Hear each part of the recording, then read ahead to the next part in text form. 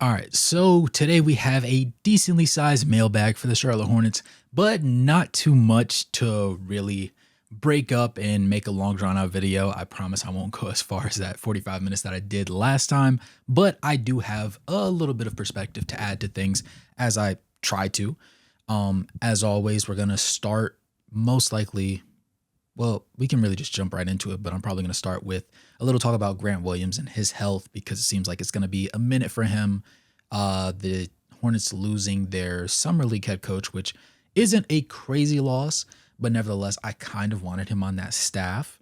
Kemba Walker's officially on the list as a coach for player enhancement, I believe. So that's actually really nice. I know he was around the room and everything, and he even did workouts with Colin Kneppel during the pre-draft process. So that was, enjoyable to watch and whatnot and actually find out about.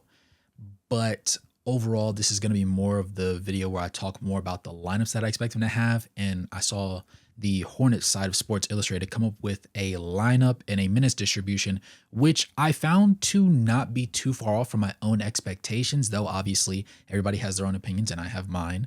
For the most part, it wasn't as egregious as I was expecting them to make it. So we're going to review that amongst the other things. And I think we had a couple mailbag questions, so I'll check in the comment section of the previous video to see if there's anything that we can really touch on from there. But without any further ado, let's go ahead and jump right into it.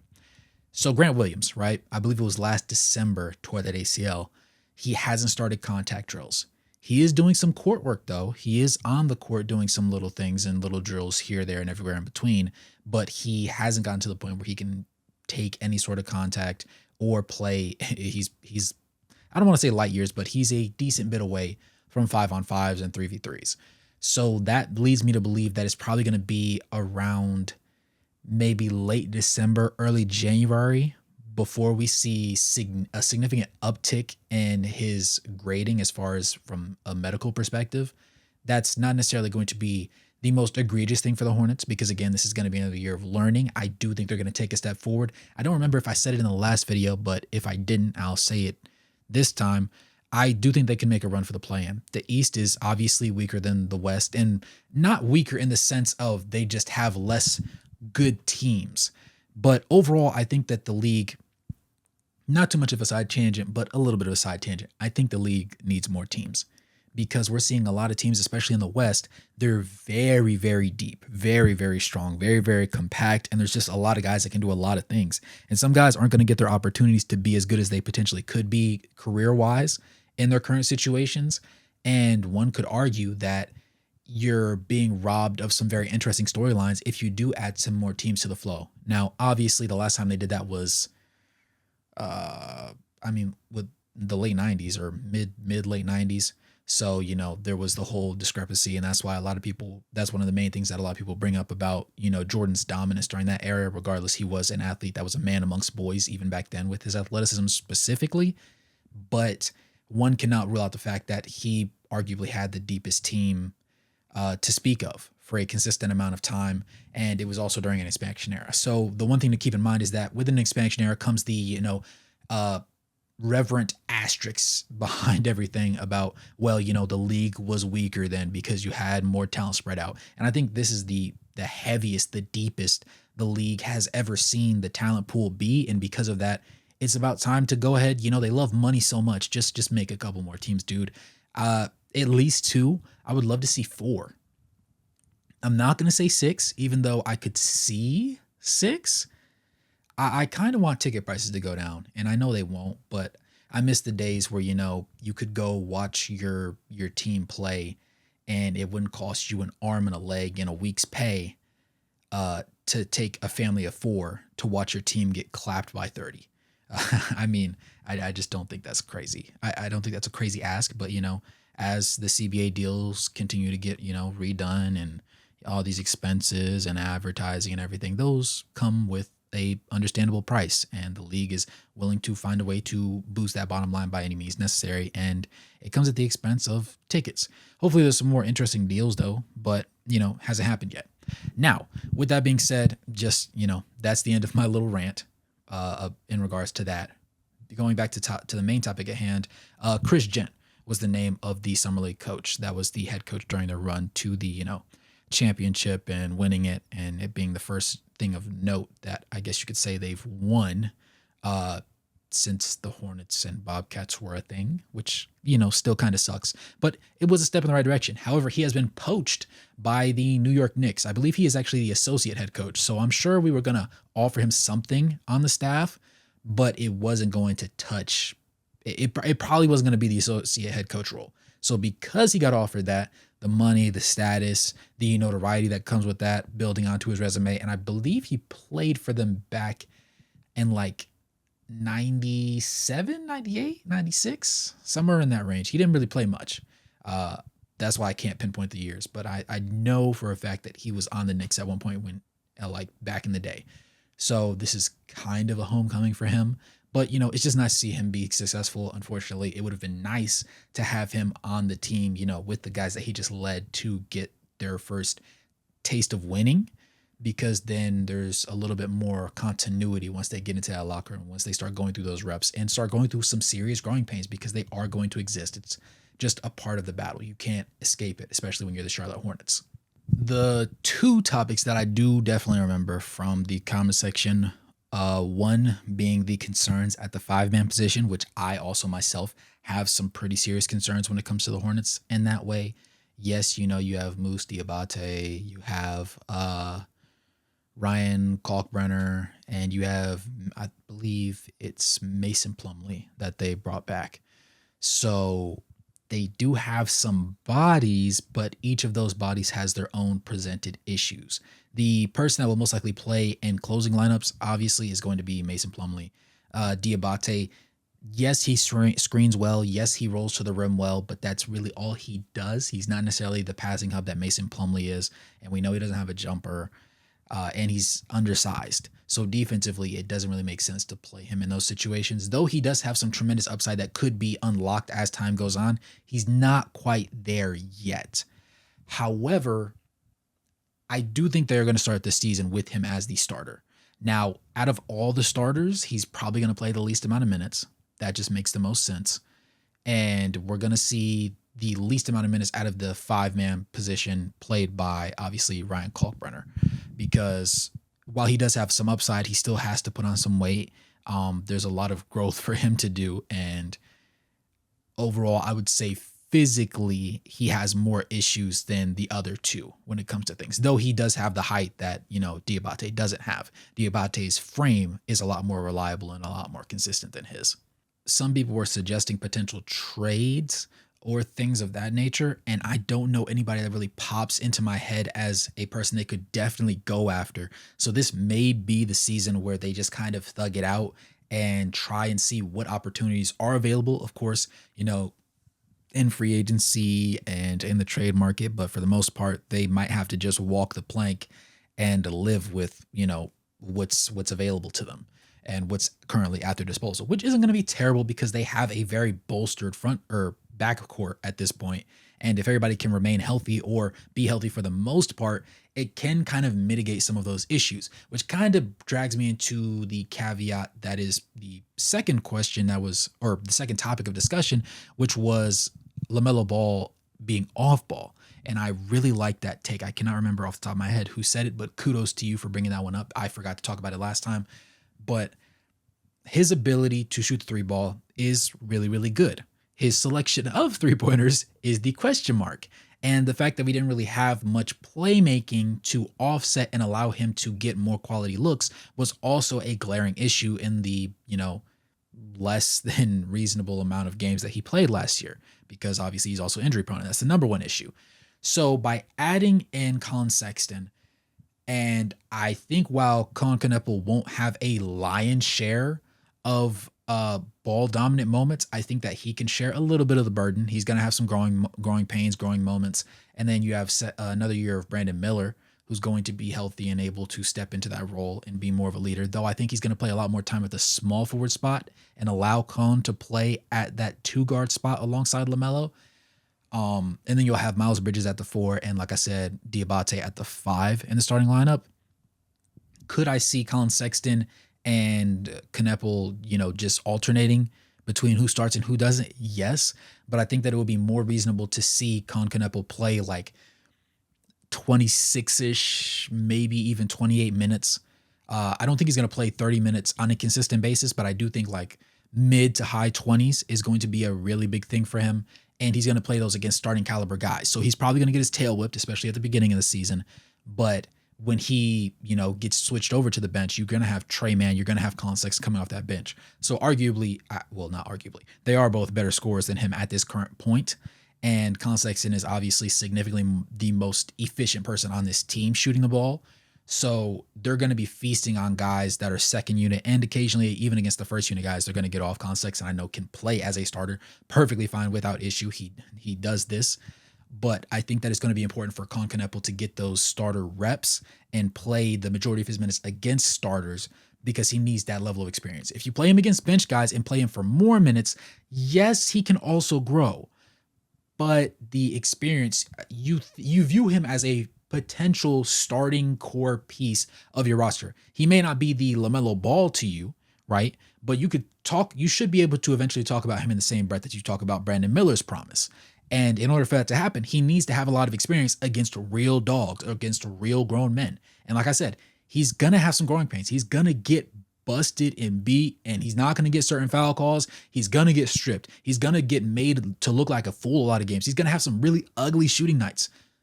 But this is the perfect time to do it, because you have the veterans around you now, and you have the other guys on your team that can shoot the rock fairly well. And since everybody's all in it together now and hopefully can stay healthy, big asterisks there, because last season, as much as Charles Lee tried to do as a rookie head coach, and understanding that, maybe playoffs weren't necessarily the expectation, but you were supposed to show promise. And, the injuries just prevented a lot of that from happening. So he was just throwing darts at a wall, hoping one of them landed, and some of them did, some of them didn't. There was a lot of stuff going on, and the injury bug spared nobody. Usually we just talk about LaMelo. Everybody caught it. So I think that it's going to be interesting to see how the minutes distribution is, and we'll get a little bit deeper into the woods on that one. But I think LaMelo being able to play off ball because of the competency of his fellow players will be a big one. I think Colin Sexton's ability to be a competent playmaker will bode the biggest. It will pose the biggest difference to the shot selection that LaMelo Ball takes. If memory serves me right, at some point really late in the season, when the majority of his games were just, played for what it was, he was shooting roughly 38.5% from three on catch and shoot attempts. However, on the off the dribble, off the bounce type 3-pointers, he was shooting like low 33. Like it might have been borderline 32.9. Like it was probably like 33.2, 33.1%, I believe, if memory serves me right. And overall in the season, he shot probably right there at that. I believe I said last time it was around 35%, 34, high 34, low 35%. So right there at league average, probably. But when you're taking, 11 threes a night, well, you need some more efficiency on those ones. Even if you're the star player, we got to have some consistency and a guarantee of what we know we can get out of you, so we know what we can expect and require of the other guys on the roster. Now, when it comes to LaMelo Ball, and if we can get him to put that 38% on steroids, I have no issue with him taking double-digit threes per se, because I know he can shoot threes, even though his percentage doesn't really tell the full story, because again, a lot of them were, off the dribble, because he didn't really have a lot of assistance when it comes to being the commander of the offense and being the playmaker last season in particular.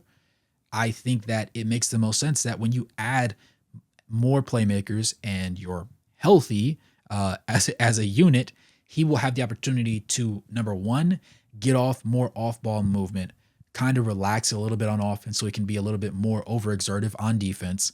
He's also going to be able to make the extra pass instead of being the guy that has to create something out of nothing. And of course, if he's able to relax just a little bit more when the shot clock winds down and Colin says, you know what, I don't really feel comfortable where I'm at right now. Yo, where's LaMelo at? Give him the ball and let him have, the last 7-6 seconds on the shot clock to just have fun, because that's what he loves to do anyways. He's a creative player, and I think that overall him having somebody that can kind of direct traffic a lot more and take a lot of that strain off of him, and in turn his body, and in turn prevent him from being injured, at the very least, hopefully. My prediction, LaMelo Ball over 62 games. I'm not going to say 70. I'm not even going to say 65. I'm going to say LaMelo Ball over 62 games this season. I think there's some back-to-backs that he's going to sit out. I think there's going to be a stretch where he does get hampered a little bit with a lower body extremity injury. It might even be a wrist injury or something like that, honestly. But I do see him missing a little bit of time this year. But I think it's going to be a year where we look at him and we say, hold on now. Like, we know he's good. We know he can be great at times. But we're seeing a level of maturity, a level of poise, and a level of just competency that we haven't seen from him on such a consistent basis before. And for that reason, he's going to have a lot more believers. Not that he doesn't already have a decent bit of believers, but it's a lot easier when you have a lot more numbers, and particularly in the efficiency category, to back up, what you do. And then also just being healthy, being available. They say the best ability is availability. And while I don't entirely agree with that, in his case, I kind of do, because availability has been his worst nightmare. But like I said, I think that him being able to be off the ball, him being able to just run different actions and enjoy more of a Curry role, because, when he was coming up and he was in the NBL and all that sort of stuff, his dad was talking about how Lonzo first was better than Stephen Curry. And then he was talking about how LaMelo was going to be even better than Lonzo because he has the opportunity to soak up what all his older brothers enjoyed and experienced. And now he gets to be it himself. And he's the best shooter and everything, this, that, and third.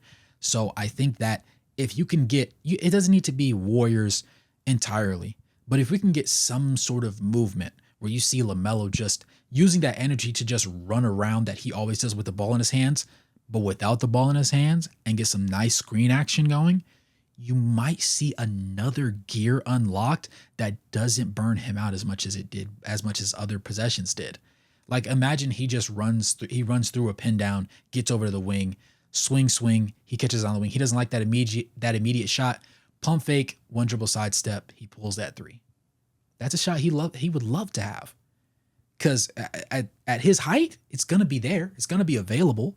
And if he has the opportunity to not be the main emphasis of the play 24/7, he's definitely going to enjoy that, because he's going to be the main person that benefits from somebody else taking the pressure off. And yes, like I said, you're going to have opportunities where Akon Kneppel is going to have command of the offense. It's going to be not a large number of times, and it's going to be potentially few and far in between, but it will happen, right?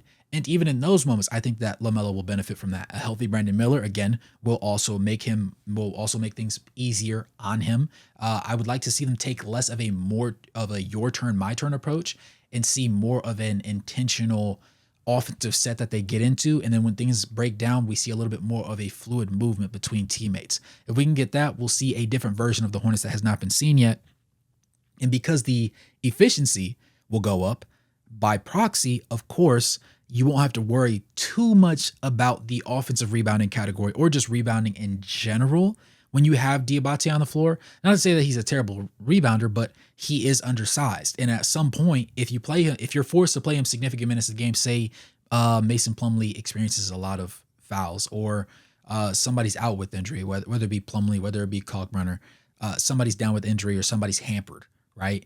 You're going to have to find ways to win games. And the best way to alleviate that stress on your big man that isn't quite there yet is to not force him to do a lot of the things that he struggles with doing, or that he's just going to get beat up in the process of doing.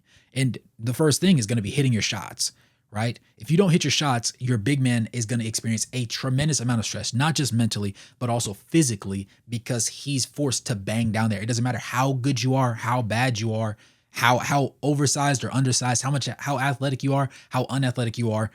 The strain is going to be increased when your teammates aren't hitting shots. And obviously, if you have a larger frame, and obviously if you are taller, you can kind of bang down there a little bit more. You can absorb, a little bit more of that punishment for the betterment of your team, just enough to really get you guys in a position to be winners and stay in games. But across the board, it might not be the most easily sustained style of play. And once you realize that, well, you try to find other avenues of success. And I think off-ball LaMelo Ball will allow not just the offense to be more efficient, not just allow his scoring to be more efficient, but also allow for a little bit of stress to be taken off of the bigs that are already going to be stretched thin, because calling a spade, you would love that would be if you could upgrade any position on the Hornets right now, this very moment. Center is that position. So just food for thought, something to keep an eye on. But I did want to talk about that at length, and perhaps I'll do a little bit more looking into numbers, particularly when the preseason starts. I am interested because obviously preseason schedules are dropping. The Hornets, I don't believe, have any notable Thanksgiving, Christmas, New Year's type games.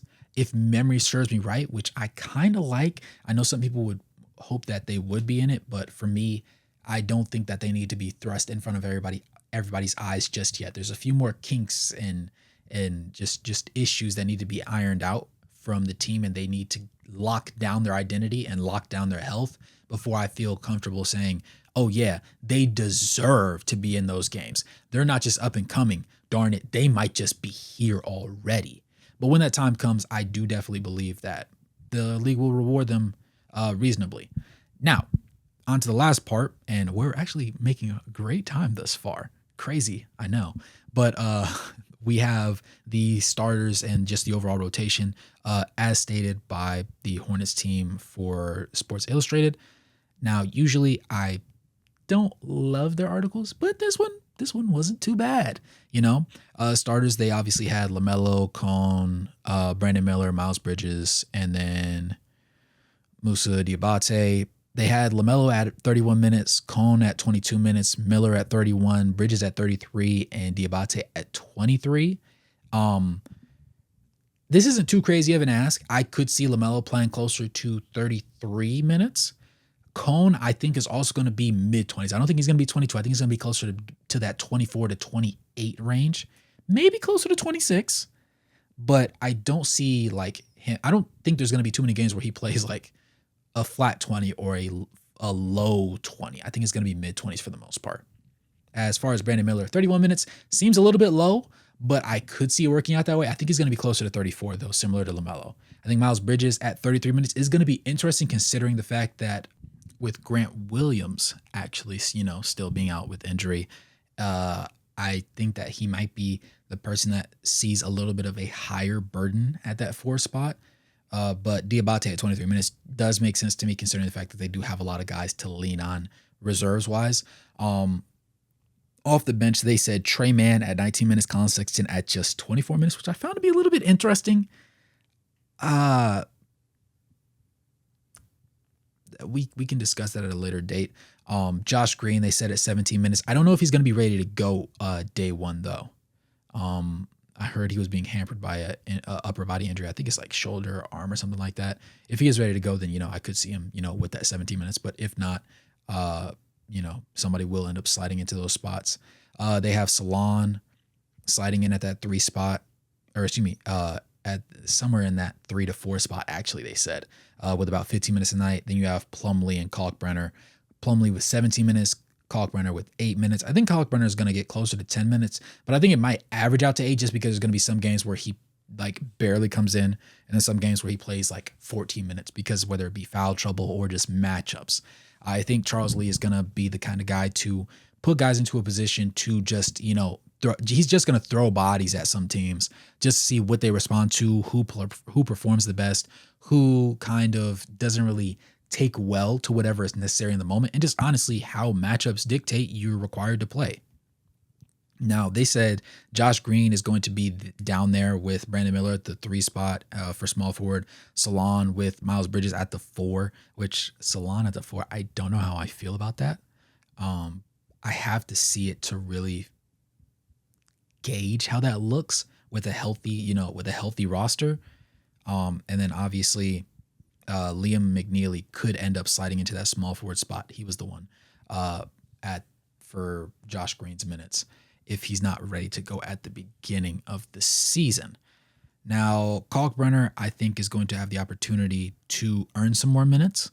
I don't think Diabate is going to relinquish the starting role, though I think there could be some nights where Mason Plumlee just takes, the lead on that. And if there's any injuries, then obviously that'll shake things up. But for the most part, I think that he'll remain that number 1 guy. However, in closing lineups, they had LaMelo at the 1, Colin Sexton at the 2, Brandon Miller at the 3, Miles Bridges at the 4, and Mason Plumlee at the 5. And that was exactly, actually, the lineup that I was expecting to see. It's going to be the most efficient. It's going to allow LaMelo to both be on ball and off ball. You're going to have 3 on ball creators: Brandon Miller, LaMelo Ball, and Colin Sexton. Colin Sexton obviously being the present most efficient guy and the most tested veteran on this roster, competency wise.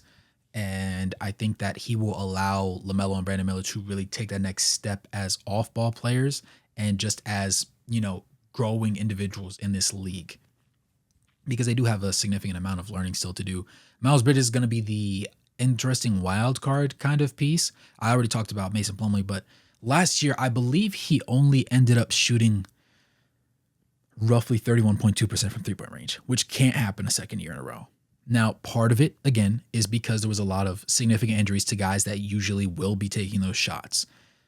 But he ended up taking like 7 attempts and shot that. So at what point do you recognize, hey, I'm settling, let me not do that?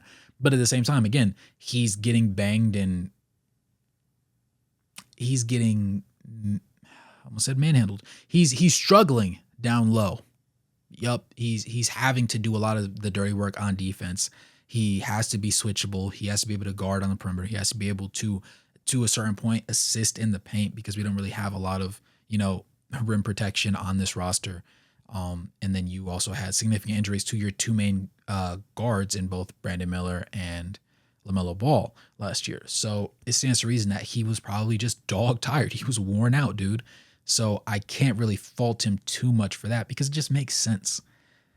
That said, though, with more playmaking comes easier shots for you catching shooters. And I believe that as long as everybody stays healthy, he will have a lot more opportunities to take easy, close to butt naked open, and if not, lightly contested 3-pointers that are of high quality shot selection off the hands of a Colin Sexton pass or LaMelo Ball pass or a, descending upward Colin Kneppel or even Brandon Miller. Heck, maybe even Trey Mann decides not to be the scoring punch that he always is and relinquishes some of that. Now, I don't think he's going to have to because he will probably share the court mostly with Colin Sexton.